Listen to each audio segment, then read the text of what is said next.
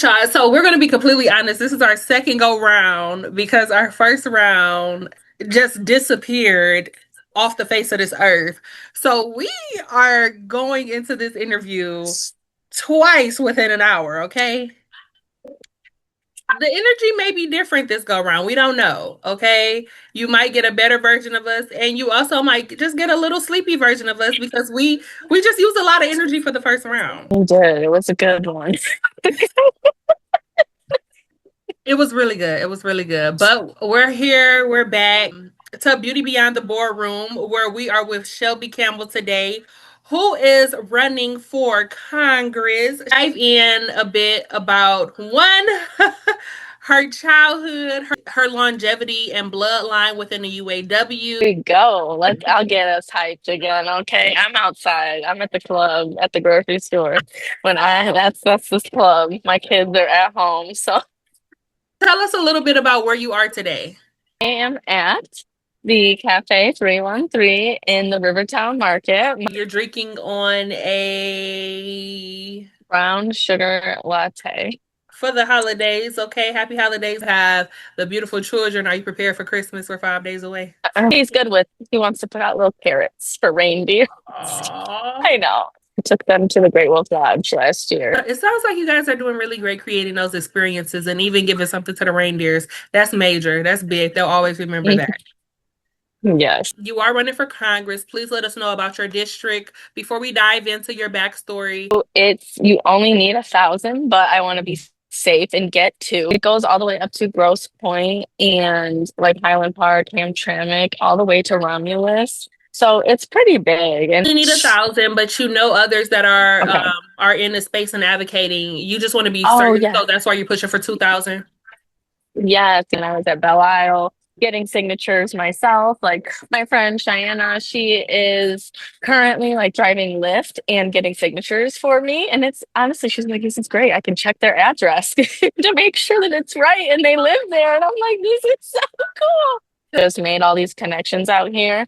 And even though it's a city, it's so much more like community than I ever expected. And I learned that when I was at Wayne State, which is in this community as well. I want to host a campaign kickoff probably on 420.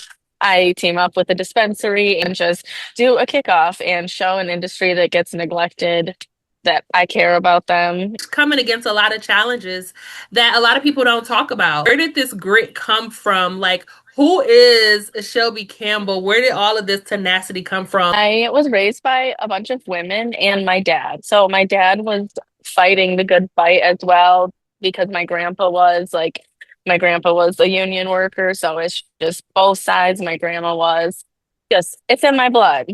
And watching all these women in like just succeed and get everything that they wanted, but still obsessing over like the absence of a man, it shaped me into turn into that at first, where I thought that that was life, like getting that man, getting that big house, and that was happiness.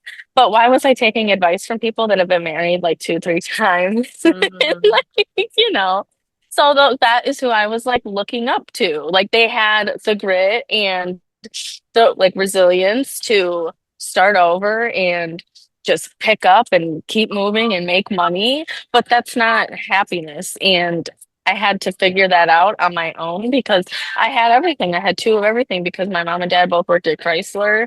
My Mhm. grandparents did. We didn't go without in that way. It was just an absence of love and connection and community, which is very important. And that's why I want to change policy into being more about individuals. Because when I was at Wayne State, we studied at peace and conflict, Mhm. and places that have more women in leadership focus on like healthcare and community, and they have a better quality of life. So I was around a lot of boys, but my dad didn't pressure me into be like, oh, go put on a skirt and like shut up. He's like, stand up for yourself. Right. Your dad is like, look, you're my only girl. You're my firstborn. You're going to do it. And I'm not going to hold your hand. He pushed you to the He really tenacity did. that you have. Yeah, I got jobs. I was like the job queen. So tell us a little bit about your transition from Ohio to Michigan and how you had to put up the strong fight. Illinois. It's okay though. Oh, okay, Illinois. I'm sorry. I don't No, it's know why I okay. thought Ohio. Basically, I'm a third generation union brat at Belvidere, Illinois. I worked there for 7 years as a part-timer, and I was treated fairly well. Like it was a really nice job, and like I started to go to school with it because I worked sometimes 2 days a week, and then if I wanted to work full time to help, like they were like, "Yeah, just come in." The plant shut down. Like I got pregnant. I just had to get it. So when I moved out here, I enrolled back into school and I got pregnant again. So then that pushed me behind. And I was at Warren Truck and I would do a lot of reading because I didn't really have anybody at Warren Truck. 'Cause So when you came to always Warren Truck, what were you reading?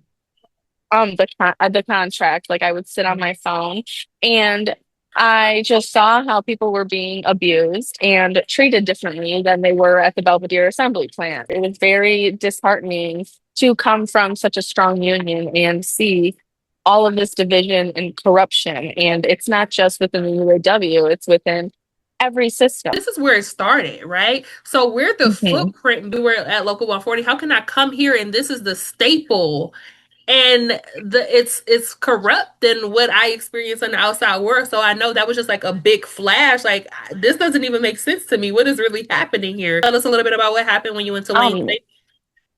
Political science, and I minored in law, but then it was just another reminder of people who were about to graduate that are respected in the community are so out of touch with the working class and society. Like they had no idea how the automotive industry works, how many cars we would build. So I was like, we don't need to work like this. We could sustain like and live without everybody going to work and doing what we do if we just came together more and lived in the communities. So that was like at Wayne State, that was a lot of what I learned with political science. It's really a science and we need real people in politics so that we can get back to reality and moving towards what actually matters. You saw the battles and you saw the changes that needed to be made, and you noticed that it was so much bigger than where you were. And that pushed you to go even higher, which is now your attempt to run for Congress. What are the things you're hoping to change? If you were talking about the work-life balance, I really want to get universal health care. Like, I just want to get back to community-based focus. I want to do education reform and I want to focus on children. Advocating for like universal housing too. We have all the money and all the resources and can distribute everything. We just have to share.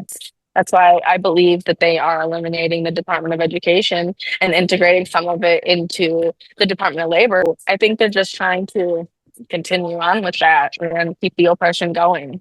And people don't analyze it and put it together because they've never lived it or they're just too busy. Capitalism, which isn't going to go anywhere. Unfortunately, we have to be real with ourselves. And then also those who generate life and work in a holistic way. And how do we come together? And one of the main things that I appreciated with Campbell for Congress is that she can still work with you regardless the fact, but she's willing to step on toes when necessary to get to the bigger goal. And I can say it because I am white and I can use that privilege to step on the toes and actually make change and make people feel uncomfortable without degrading them. It's just the truth. That's the benefit of using your white privilege properly, and we thank you for that.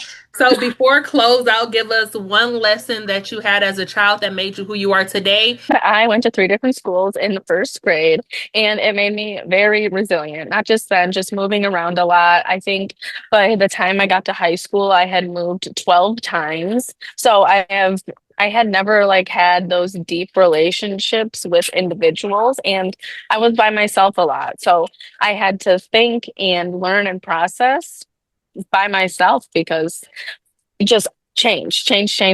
And I learned that very young that nothing stays the same and you have to continue on, just keep on going and everything will get better. Yeah, you're a chameleon. And then one lesson that you're currently going through and learning right now. not use like your powers for evil and use them for good, like the resilience and all of that. My teacher and my professor told me that in law school. There is power in trusting in yourself. And us as the people, we need people that trust in themselves and trust in what they believe to make the world a better place. So thank you for having that tenacity and thank you for trusting in yourself and being a voice for the people. Where can we find you at on social media? TikTok, Instagram, I'm on LinkedIn, Facebook, but it's Shelby for Congress and then it's Shelby Campbell for Congress.com. Well, thank you for your time, Shelby Campbell. And until next time, guys, Beauty Beyond the Boardroom, where real people tell real stories to let you know where they are today and how they got there. Thank you, Shelby. Bye again. Let's all Bye again. Yes.